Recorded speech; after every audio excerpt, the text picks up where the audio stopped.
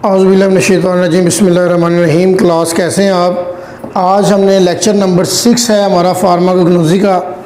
Page number है 18 और 18 page पे introduction, case history, skin test, treatment and mechanism of allergy. Allergy आपको पता है, ये हम अक्सर लफ्ज़ वैसे भी बोल देते हैं कि मुझे इस काम से बड़ी एलर्जी है जी, और ये मेडिकली एक टर्म है, एक डिज़ीज़ है, उसमें भी एलर्जी खारिश जो है उसको आज हमने डिस्कस करना है। तो एलर्जी को डिफ़ाइन करते हैं पहले।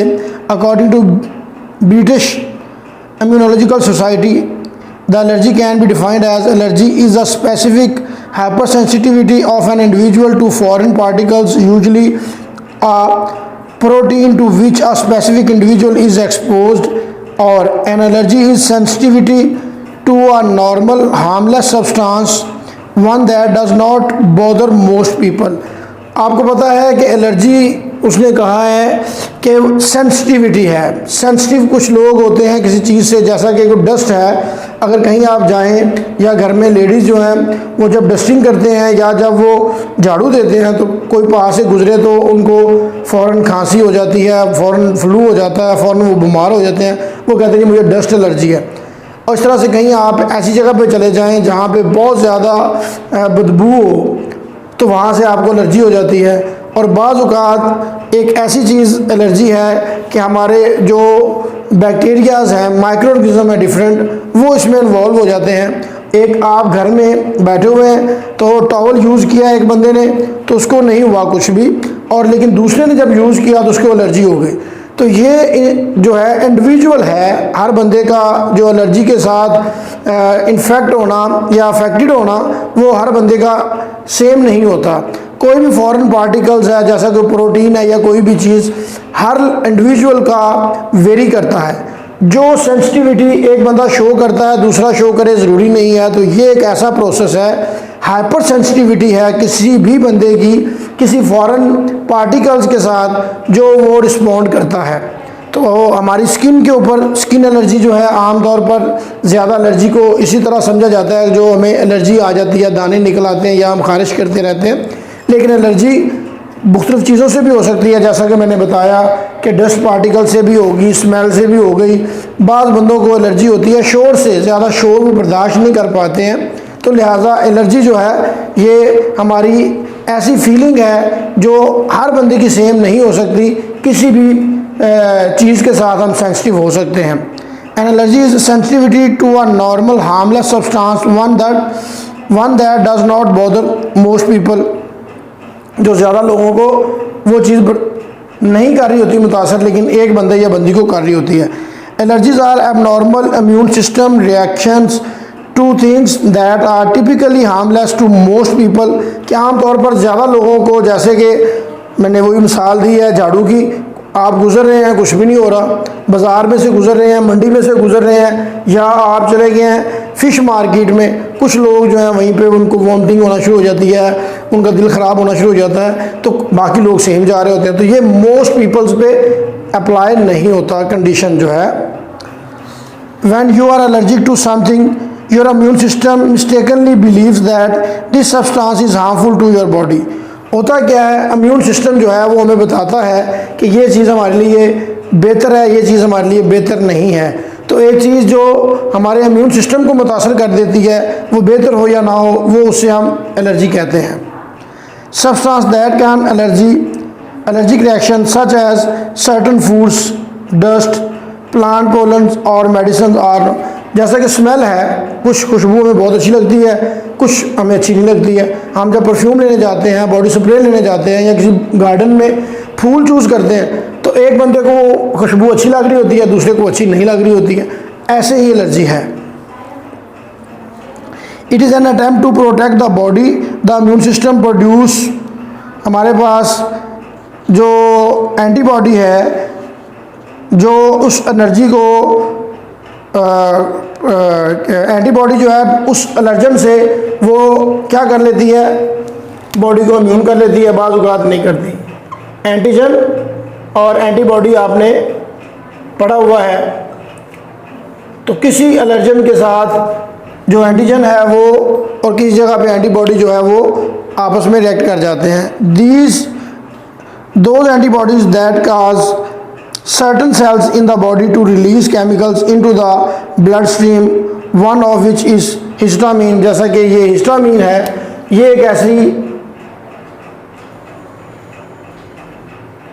हमारे पास प्रोटीन है, एंटीबॉडी है, एंटीबायोटिक्स की शक्ल में, जो बॉडी के अंदर एलर्जी पैदा कर सकती है। The histamine then acts on the eyes, nose, throat, lungs, skin or GIT tract and cause the symptoms of allergic reaction.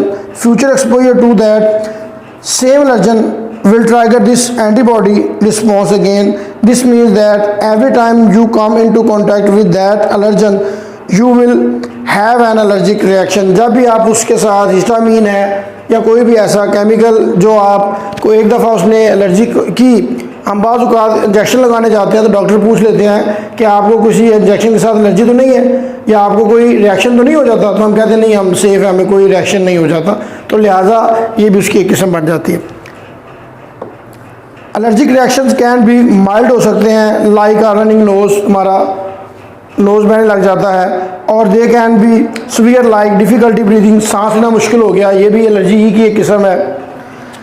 जैसे कि इन asthma attack for example is often allergic reaction to something that is breath into the lungs by a person who is, जो susceptible है किसी चीज़ से, तो उसने, जैसा कि एक बंदा स्मोकिंग कर रहा है, आप पास बैठे हुए हैं और वो कर रहा है, कश लगा रहा है, धुआं निकाल रहा है, सिगरेट पी रहा है, उसे कुछ भी नहीं हो रहा, लेकिन आप पास बैठे हुए हैं, आपको थोड़ा स्मेल गई है या थोड़ा सा धुआं गया है, तो आप फ़ौरन बाज़ औक़ात आप वोमिट कर देते हैं, बाज़ औक़ात उठ के चले जाते हैं, बाज़ औक़ात हेडेक हो जाती है।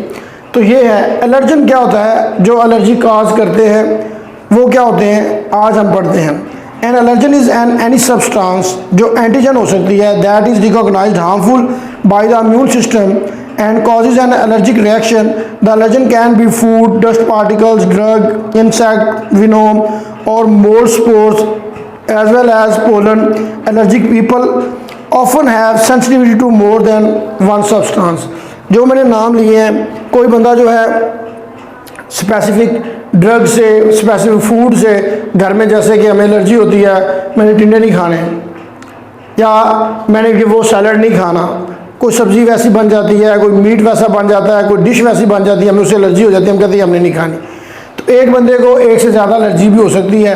किसी का टेस्ट आपको पसंद नहीं है, किसी की जो बर्तन है, अगर आपको चीज़ पसंद है लेकिन दिया उन्होंने ऐसा है, प्रेजेंटेशन ऐसी है कि बर्तन टूटे हुए हैं या गंदे हैं, तो चीज़ अच्छी होने के बावजूद आपको एलर्जी हो, आप कहेंगे नहीं मैंने नहीं खाना, सॉरी।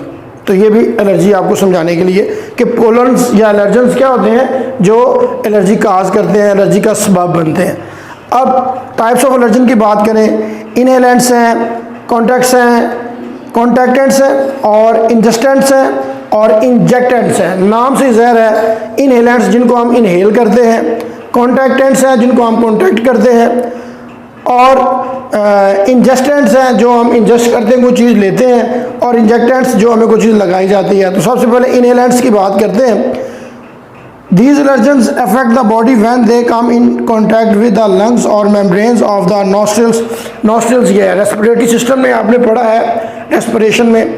तो हमारा जो nostrils हैं, ये एलर्जेंस जो है अंदर हमारे हेयर्स हैं जो बाज़ डस्ट पार्टिकल्स को रोक लेते हैं, लेकिन जैसे ही वो डस्ट पार्टिकल्स या वो इंग्रेडिएंट्स हमारे nostrils में जाते हैं तो हम फ़ौरन चीख देते हैं या फ़ौरन बीमार हो जाते हैं, रिस्पॉन्ड कर देते हैं।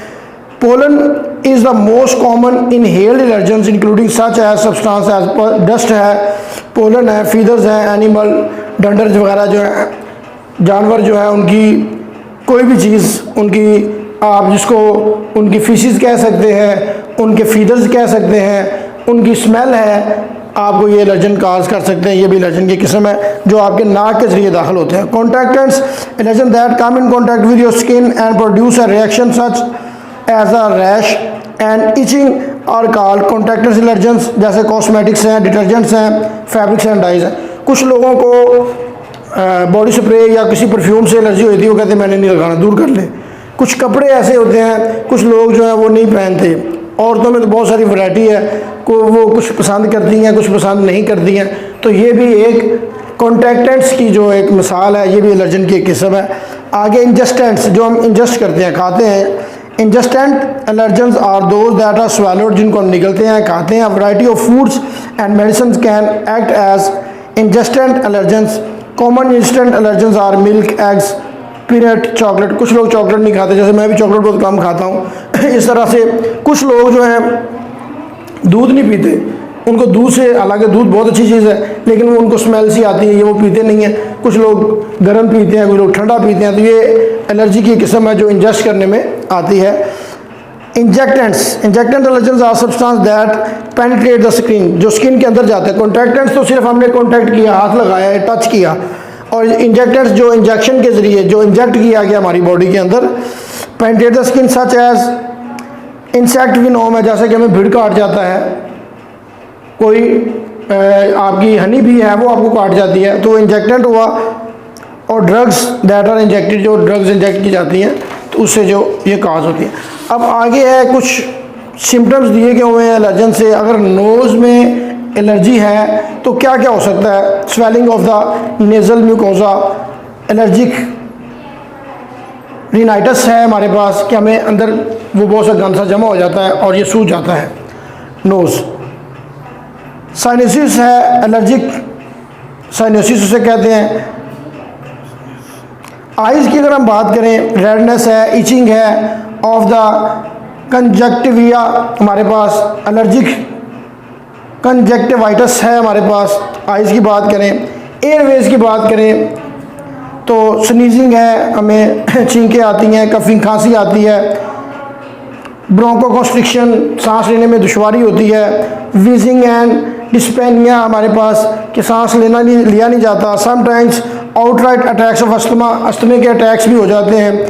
In severe cases the airway constricts due to swelling known as laryngeal oedema, हमारे अंदर से कोई चीज़ जाती नहीं है, इवन के सांस भी लेना मुश्किल हो जाता है, खुराक खाने लगते हैं तो वो भी नीचे नहीं जाती, तो लिहाजा ये एयरवेज की एलर्जन है। ईयर्स, कान में क्या होता है? फीलिंग ऑफ फुलनेस, जैसे कि कान भर गए हैं, पके हुए हैं। पॉसिबली पेन भी होती है, दर्द भी हो सकती है। इम्पेयर्ड हेयरिंग, सुनाई नहीं प्रॉपर देता ड्यू टू लैक ऑफ, जो हमारी स्ट्यूटियन ट्यूब है ड्रेनेज, वो आपको पता है वो मुतासर हो चुकी होती है, हमें जो सुनाई नहीं देता। स्किन जो है रैशेस बढ़ गए हैं, एक्जिमा हो गया, हाइव्स हो गया, यानी उट्रिकैरिया, यानी आपको दाने शाने निकल आते हैं, या आपने जैसे ही क्या कहते हैं इसको रैश किया है, यानी रब किया है या खारिश किया है तो उससे पानी निकलना शुरू हो जाता है।